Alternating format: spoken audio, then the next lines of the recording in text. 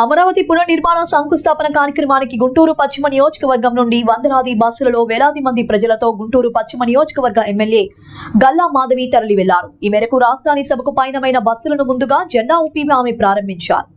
అనంతరం ఎమ్మెల్యే గల్లా మాధవి మాట్లాడుతూ 300 బస్సులు, 300 కార్లు మరియు 500 బైక్స్, 30,000 మంది ప్రజలతో అమరావతి పునర్నిర్మాణానికి కదిలి వెళ్తున్నామని వెల్లడించారు. ఆంధ్రప్రదేశ్ రాష్ట్ర కళల రాజధాని పునఃప్రారంభించుకోవడం చాలా సంతోషంగా ఉందన్న ఆమె గత 5 ఏళ్లుగా ఆంధ్రప్రదేశ్ను రాజధాని లేని రాష్ట్రంగా చేసిన వైసీపీ పాలనను దుయ్యబట్టారు. కూటమి ప్రభుత్వంలో రాజధాని నిర్మించాలని ఒక తొలి అడుగు వేయడానికి అందరం సంసిద్ధమని పేర్కొన్నారు.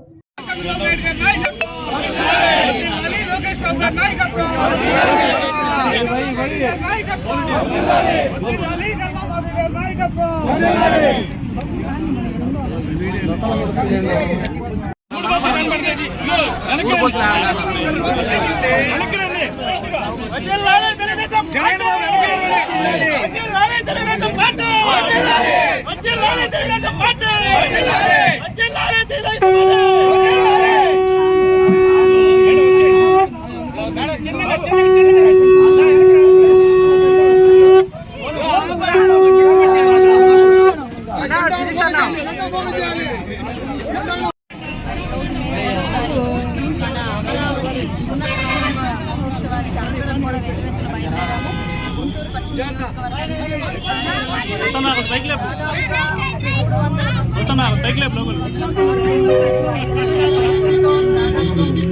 మంది వెల్లువెత్తిన కార్యక్రమానికి హాజరవడం కోసం అందరం కూడా బయలుదేరాము. నరేంద్ర మోడీ గారు వచ్చి